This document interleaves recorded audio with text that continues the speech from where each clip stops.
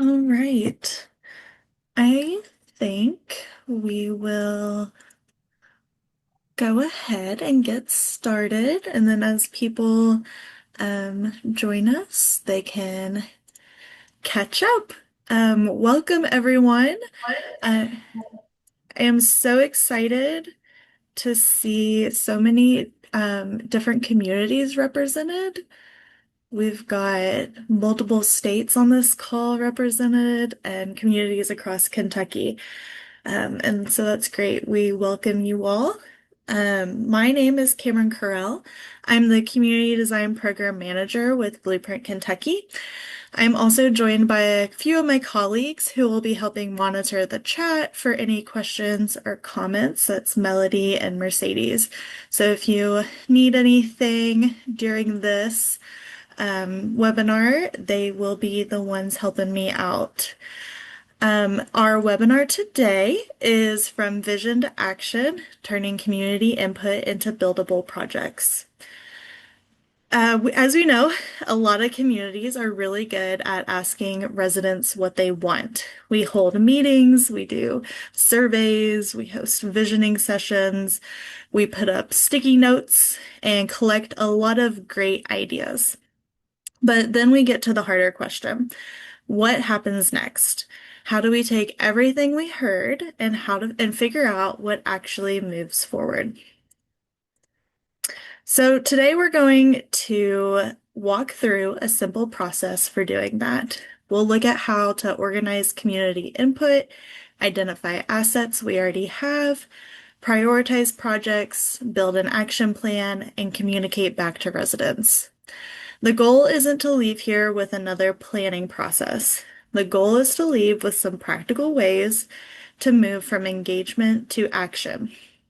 So we're going to start with a problem that probably feels familiar to many of us. So I've got a quick poll, if I can figure out how to do that, that I'd love for our participants to answer. So after your community gathers input from residents, what do you find usually happens next? We've got a few different options. You might create a report, a few projects might move forward, ideas could lose momentum. Are you looking for funding or capacity, or maybe you're still figuring it out? So I'll give everyone a moment to answer those questions.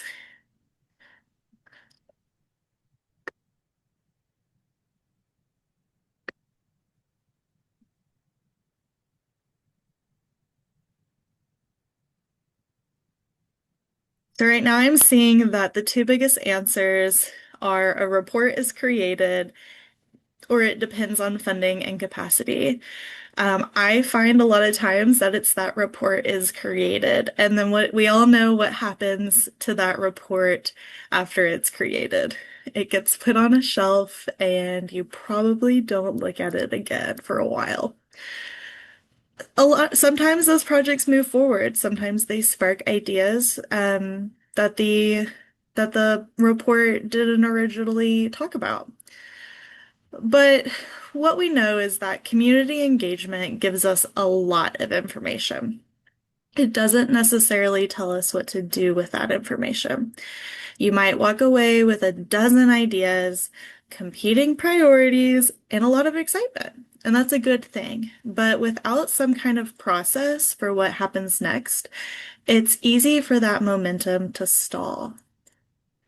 So thank you all for participating in that poll. And then I can share the results with you all. All right, so here we go.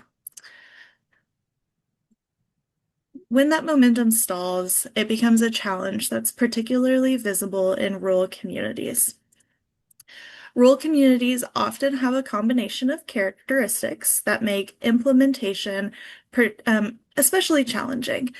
We often see limited staff capacity, volunteer leadership, limited funding, and a lot of competing priorities. And the people leading these efforts are often doing several other things at the same time. But there's another important part. Rural communities usually aren't short on ideas. The challenge is instead figuring out how to create a pathway from those ideas to something that can actually happen. And that's what we're going to focus on today. Because a community, we can't solve everything at once. It needs a way to keep moving, to keep those projects from stalling out and from being a book on a shelf. To make this more concrete, I'm going to give you an example through a fictional community through this first part of the webinar. So, I'd like for you to meet Maple Junction, Kentucky. It is a community of about 2,300 people, and like many communities, it has a lot of strengths. They have a historic downtown, a strong school system, an active extension office, a library, a local arts organization, annual festivals, and engaged volunteers. I'm sure a lot of you live or work in communities that these are also assets for. But they also have some challenges. They have empty storefronts, an aging playground, limited walking connections, and a need for more family activities. And they have a small municipal staff. So they have a lot of good things to build on, but they also have a limited capacity. Raise your hand if you know how to do that with the little reactions, if this sounds like it could be your community as well.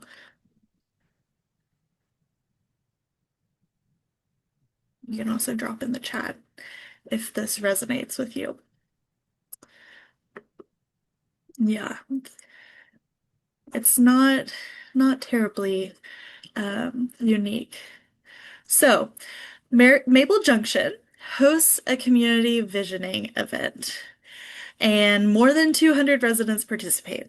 That is a really significant turnout for this small community.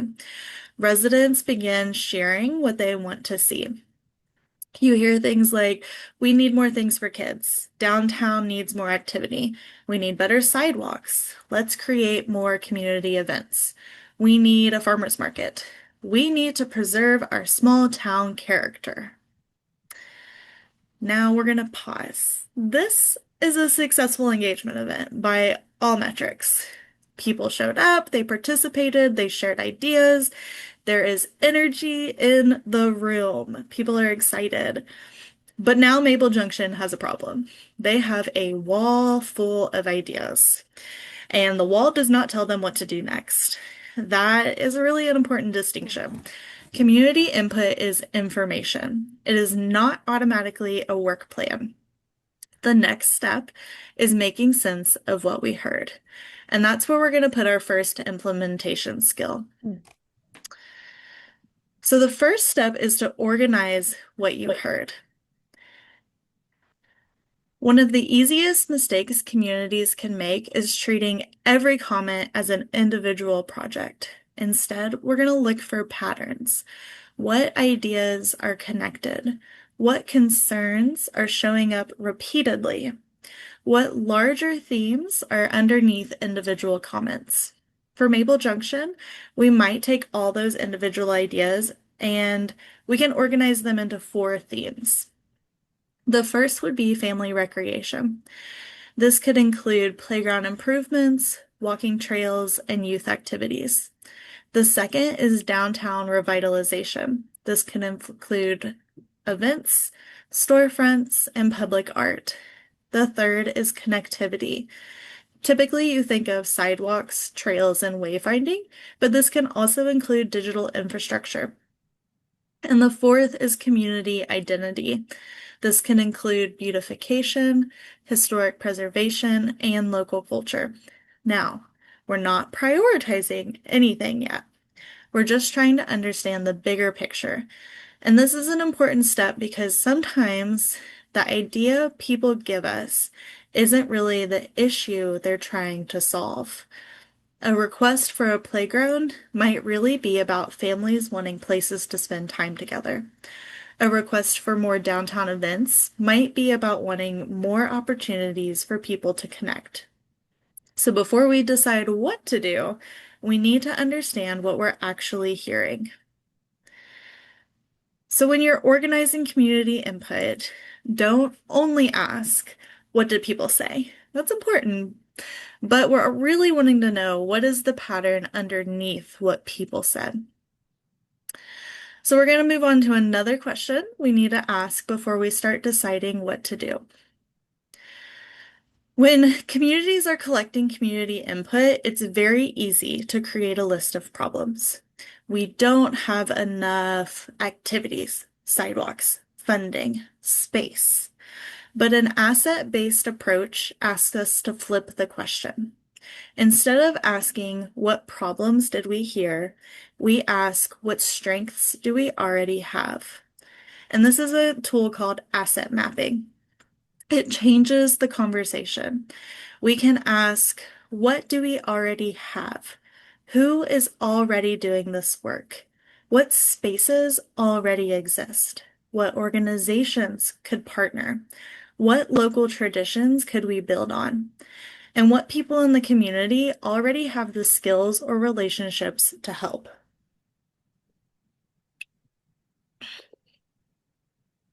This shifts the conversation from we don't have enough resources, we don't have enough something, something, something, to what resources can we connect?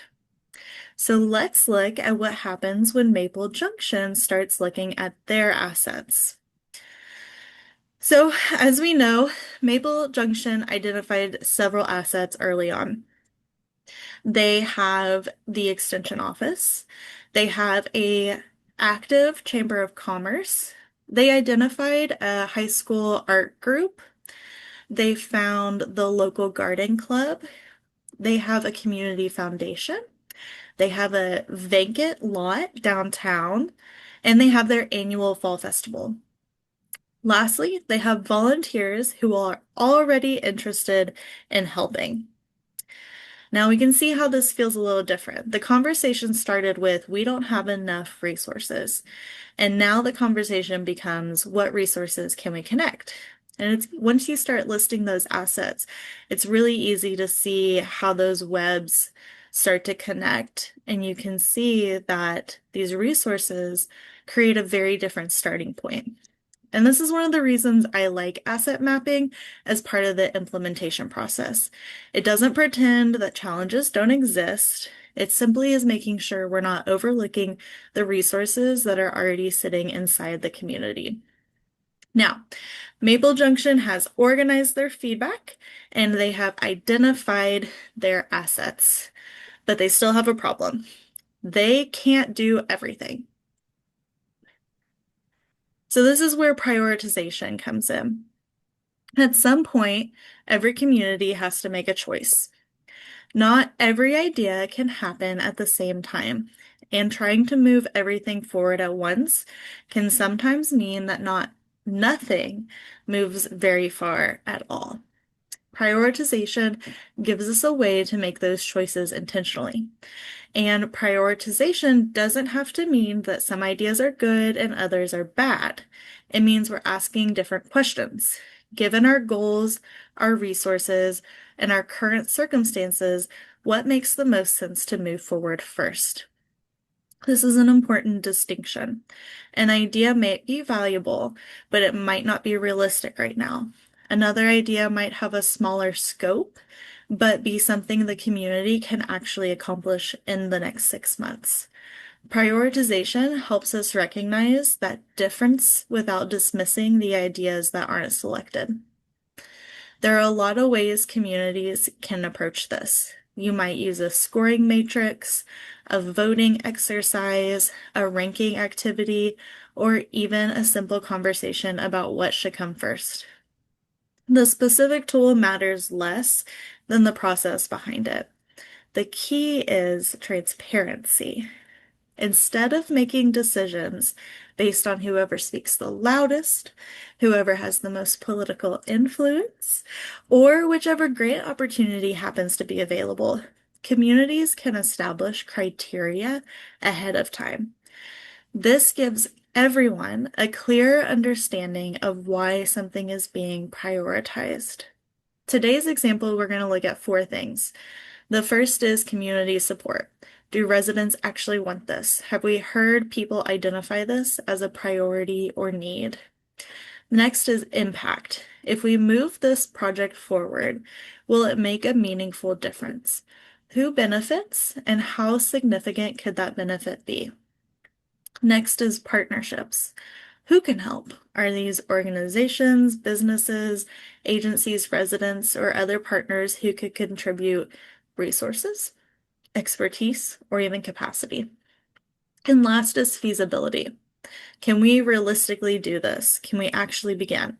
Do we have resources, funding, capacity, or even authority to move this project forward? Do we have the information, support, and momentum to take that first step?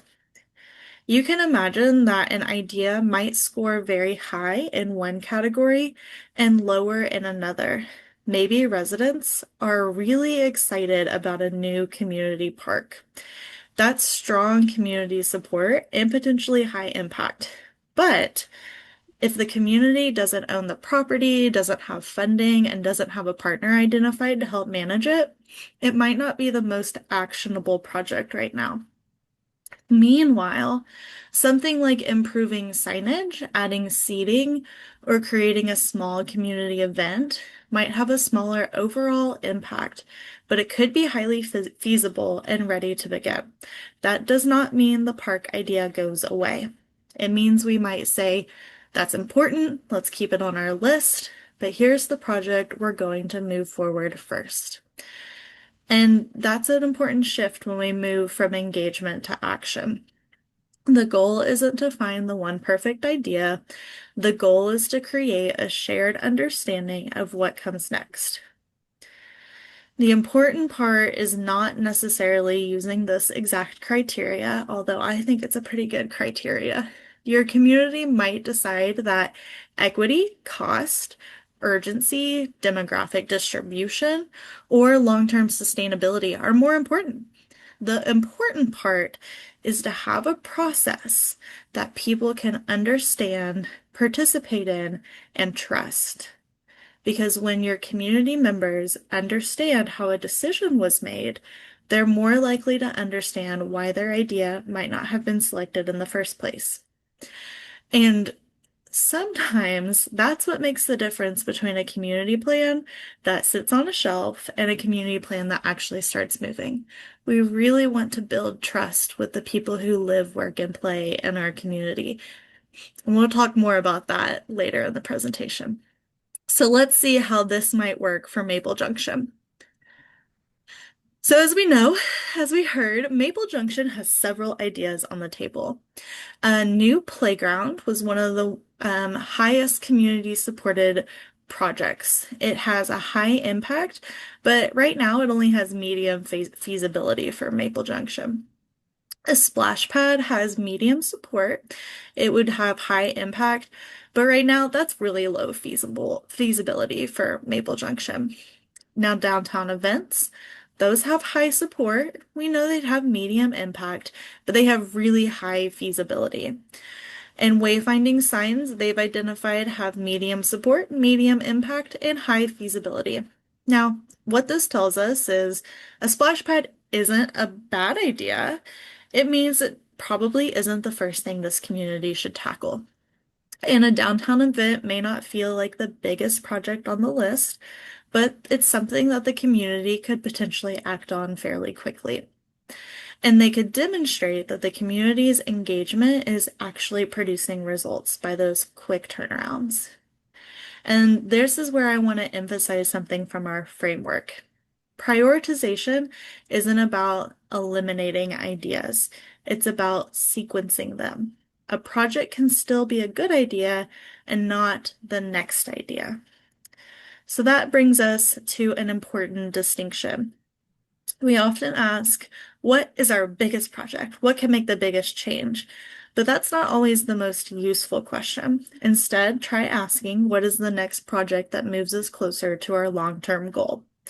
So Maple Junction has a long-term goal of creating a community trail. That final outcome might be years away. But that doesn't mean the community has to wait years to begin. The first step might be identifying a possible route, building partnerships. Then they might create a concept plan and identify funding, and eventually they'll be able to build it. So the big vision stays in place. The trail is the long-term project, but implementation happens through a series of smaller decisions and actions. And this is particularly important for rural communities. Sometimes the most strategic project is not the largest project. It's the project that builds capacity, creates momentum, develops partnerships, or demonstrates success. So when your community has 10 ideas competing for attention, we don't have to think which one is the number one idea. You can instead think which one should happen next. And once you've identified that next step, it's time to make it concrete. So you've got your identified priorities, you've sequenced them, and the next step is to make them actionable. That's what this whole webinar is about, right? How to take that vision and make it action. This is really a point where we start moving from engagement to implementation. A priority is important, but simply agreeing that something matters doesn't tell us what to do next. If we want to build momentum, we have to translate that priority into a series of concrete steps that someone can actually take. So, for each project, I've come up with 5 steps five questions that you can ask to help move this along, move your projects along. So first is, what are we trying to accomplish? Be specific about your outcome. What would success actually look like? Then you can ask why. Why does it matter? Connect the project back to the need or opportunity the community identified, and this helps keep your work grounded in something bigger than simply completing a task. Next would be who. Who needs to be involved? Think beyond the people who initially brought up the idea. Who has decision-making authority? Who has expertise? Who will be affected? Who is a missing perspective or voice? Who might be able to provide funding or resources? Then, when is realistic? When is this project able to actually happen? Not every project needs to happen immediately. You can think about timing, your available resources, the community's capacity, funding cycles, and other factors that might affect when you can realistically begin. And then last, you can ask, what happens first? This last question is really important because build a playground is not an action step. It's a goal. It's the destination, not the first step on the map. You might instead have meet with the parks department and identify 3 potential playground steps or sites. That is an action step. You might schedule a meeting with 2 potential grant partners or create a preliminary project concept. Those are all action steps. And notice what these have in common. They are specific enough that someone could actually do them. They could put that meeting on a calendar. They could make that phone call, and they could create that document. I think that's a really useful test to use. Could someone put this step on a calendar? If the answer is no, then the action needs to be broken down a little further. We're trying to get from the big idea of something to something that creates movement. One simple way to think about this is to move from nouns to verbs, and I'm going to throw it back to a little schoolhouse rock. A noun describes the thing we want. We want a new playground. We want better sidewalks. But a verb describes how we're going to do that. We're going to apply for grants for playground equipment. We're going to document condition of sidewalks throughout our downtown. Instead of downtown revitalization being your project, you're going to recruit 5 businesses downtown for a planning meeting. Instead of community garden being your main project or being your main action step, you got to identify an available site and contact 3 potential partners. The noun tells us where we're headed. It is important. And the verb tells us how we're going to start moving. And this is where a lot of community plans either gain momentum or lose it. If our action items are too broad, it's easy to leave a meeting feeling like we've not accomplished anything and don't actually know what happens next. We all know those meetings that feel like they could have been an email. That's what we want to avoid. But when the next step is clear, ownership becomes easier. We can ask who is doing this, by when, and what do they need to get done? And now we have something we can follow up on. That's how these ideas start to become actions. And it's how our actions build momentum. So let's take this out of the abstract and instead take it to our fictional community, Maple Junction, and see how they create their roadmap. So for Maple Junction, the roadmap might look something like this. In the next 6 months, they launch downtown events, they create volunteer project teams, they develop a playground concept, and begin researching grants. Those are all things that can happen immediately. They don't necessarily take a lot of funding. They don't take a lot of heavy lifting. We're not busting out the big equipment and breaking up sidewalks yet. These are things that can happen quickly, and it builds that early momentum. Over the next 1 to 3 years, they work towards playground improvements. They've identified some simple swaps in their playgrounds to make them better for the community. They focus on sidewalk improvements, and they add downtown wayfinding. In the long term, after about 3 years and beyond, they start looking at expanding trails and partnering to redevelop vacant properties. Now, the important thing is that everything is not happening right now. Clearly, we cannot start doing all of this right now. But this roadmap helps break down how today's actions connect to the longer term vision. And there's one more piece of the process that we can't overlook. And I think this is one of the most important parts. And it's one of the biggest pieces that can have a huge impact on whether people trust the process. It's communicating back to the community. We have spent a lot of time over our previous 3 webinars talking about how to get people to participate.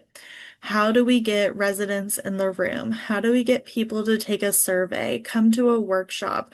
How can we make engagement more accessible? Those are all really important questions. And then we also need to think, what happens after people participate? Engagement isn't just about collecting information from residents. It's about creating a relationship with them. Residents don't necessarily expect every idea that they share to happen. They understand your communities have limited resources. They understand that there are competing priorities, and they understand some ideas might take years, and some may not be feasible at all. What they do want to know is that someone heard them. A lot of times when we start announcing these big projects, you hear a lot of pushback. And oftentimes that's because the feedback loop has not been closed. People want to know what happened to what they shared. So we've got to close that feedback loop. A simple way to communicate that is you said, here's what the residents told us. We learned, here's what the themes and priorities emerged from that input. We are doing, here's what we're moving forward, and next, here's what happens after that, and when people can expect to hear from us again. It seems simple. It seems like something you think, oh, if we do that, or oh, no one would really care about this. But it is a really powerful trust building practice. When someone gives their time to a community engagement process, they're making an investment. They're giving you their ideas, their experiences, their concerns, and often their personal connection to a place. If we ask for that investment and then disappear, people notice. And the next time we ask them to participate, they might reasonably wonder, is this actually going to matter? That's how communities develop engagement fatigue. People aren't necessarily tired of participating. They're tired of participating in processes where they don't know what happened afterward. Closing the feedback loop helps change that. It tells residents, we heard you, we took your input seriously. Here's what we've learned from it. Here's what we can do right now, and here's what we can't do yet, and here's why. The most trust building response is not telling people that their idea is moving forward. It's being honest about why it isn't yet. That's why we do things like have matrix and criteria to rank projects. That's why we summarize feedback and find those common themes. Because maybe there's no funding yet. Maybe the city doesn't have jurisdiction. Maybe the project just isn't feasible. And that's okay. But we don't build trust by promising everything. We build trust by being clear about what we can do, what we can't do, and what happens next. And that communication needs to happen throughout the process, not just at the very end. Think about engagement as a conversation rather than a one-time transaction. We ask, people respond, we listen, and we make decisions. And then we come back and tell people what we heard and what we're doing with it. This creates an opportunity for the community to respond again. And over time, those repeated interactions are what build trust. So when we talk about moving from engagement to action, this is a critical part of that transition because action isn't just doing something with the ideas people gave us. Action is showing people what happened because they participated. And I really want to hammer this point home because I think this is one of the most important parts of moving from engagement to action. And if we want residents to keep showing up and sharing ideas and taking ownership of projects, we have to give them a reason to believe that their participation matters. And I'm going to say it again, the feedback loop is the simplest way to do that. So if you ask residents to participate and disappear for 6 months, the engagement process can then feel like a dead end for them. But if you come back and say, here's what we've heard, here's what we're doing, and here's what we need next, you've created a pathway.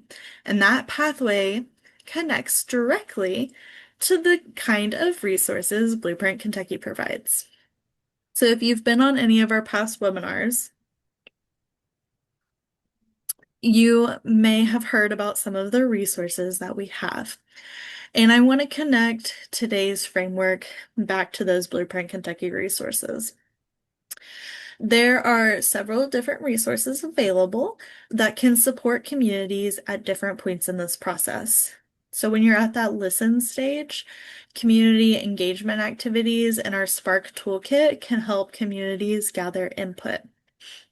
When we're trying to understand assets and opportunities, tools such as our first impressions and community observations can help us look at the community through a different lens. When we're developing ideas, the community design thinking process can help communities move from identifying an issue towards exploring potential solutions. We have lots of community arts and design how-to guides to help expand participation and provide practical approaches for community-based projects. And when we're considering different community needs, our Family Lens Toolkit, which we talked about in one of our past webinars, or our Universal Design Toolkit can help us think about how decisions affect families and different users. Then, as communities begin moving forward, development plans and implementation strategies can help connect ideas to action. And these are all different resources that either are published material on our website or services that the Community Arts and Design program offers. And if you're interested in learning more about any of these, please reach out to me or dig around on our website. And it's important not to think of these resources as separate projects or separate products. They are all tools that you can use to support different parts of that same journey.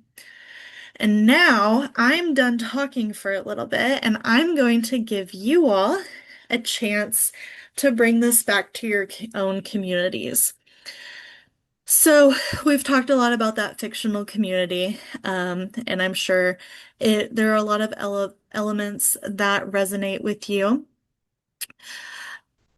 But I don't want to ask you to solve a problem that isn't yours. I want you to think about a community that you live or work in.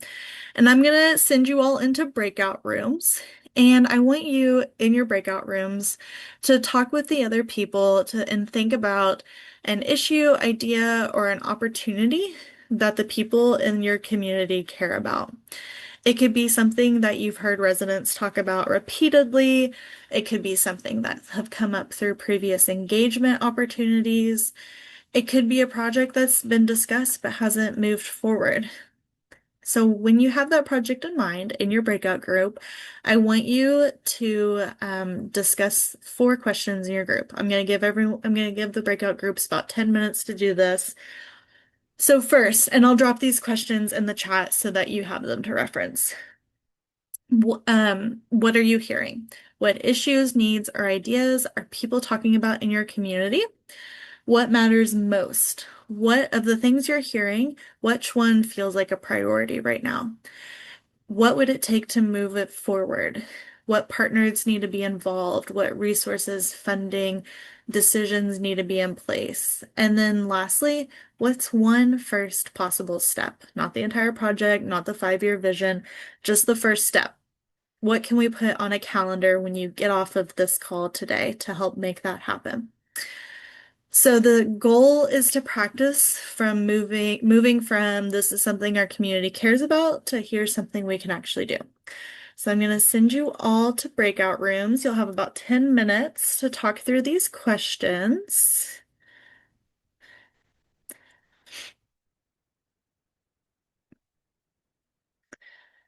Oh, and then I'll call you all back shortly.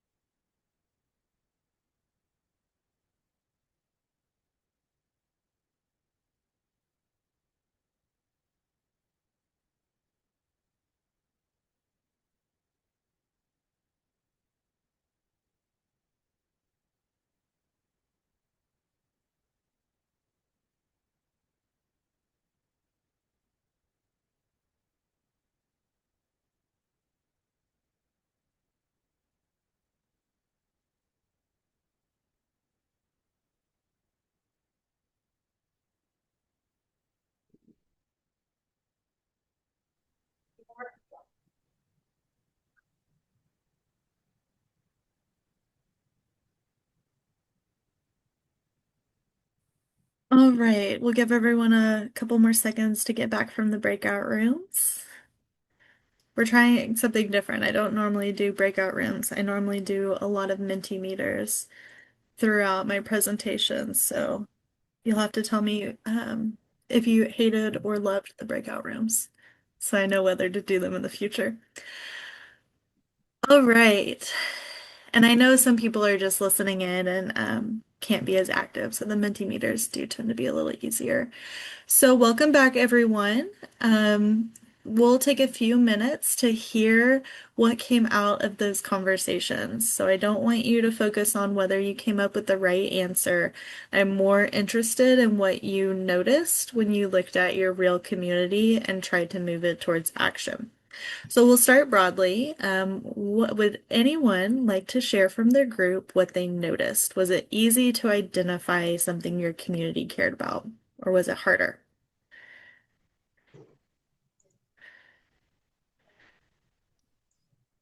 I think for us it was pretty easy.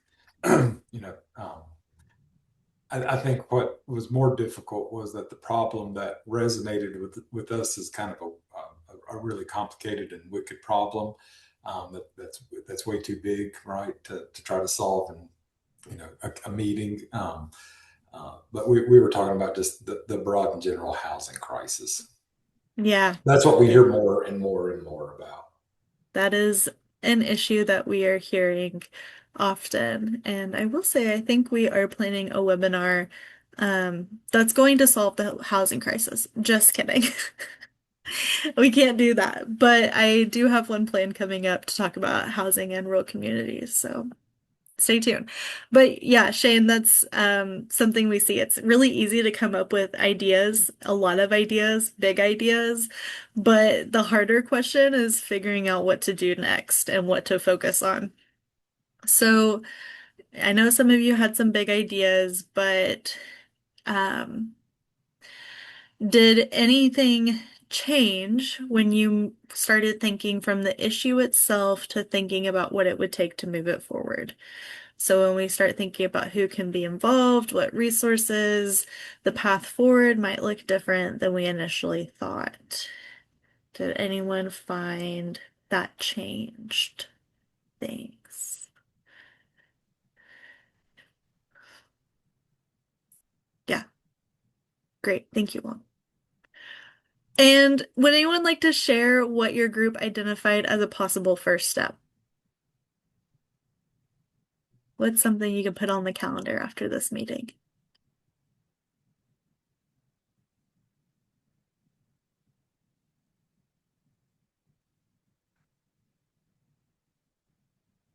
Shane, what are you doing to solve the housing crisis? I'm waiting for your next webinar. Put it on your I'm waiting calendar. for you to put it on the date, or put the Yeah, date yeah. on my calendar. Now, I think for us it was tough because it was such a big thing, and as we're Mhm. kind of placing those conversations, we didn't necessarily get that far in the process in our conversation. There were also some catch ups and hellos that took a couple of minutes. So, um, but I think as I was thinking about your questions, it was I think that the scale of the project, right? It's like housing is something that like relies on the free market. It relies on all these players and all these other elements. But something like a downtown event, sort of higher on that feasibility scale, right? Maybe not as Right, high on the impact scale, but way higher on the feasibility scale in terms of the quick right. turnaround. Exactly. And all of those ideas are still important, right? Like having those downtown events have an impact. Having more affordable housing has an impact, and those are both necessary and needed things. They just might be different on your roadmap, different places. If I was in your shoes, and I know a lot of communities are looking at the housing crisis, thinking, what do we do next?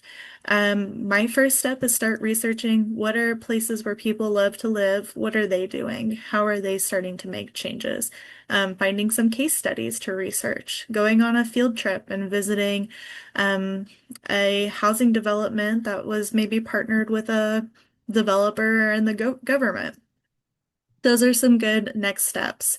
In the chat, Suzanne shared um, that they were looking at adding some public amenities. They made a community Facebook post. It was super popular, super well received. And their next step is finding a grant to help pay for an urban designer.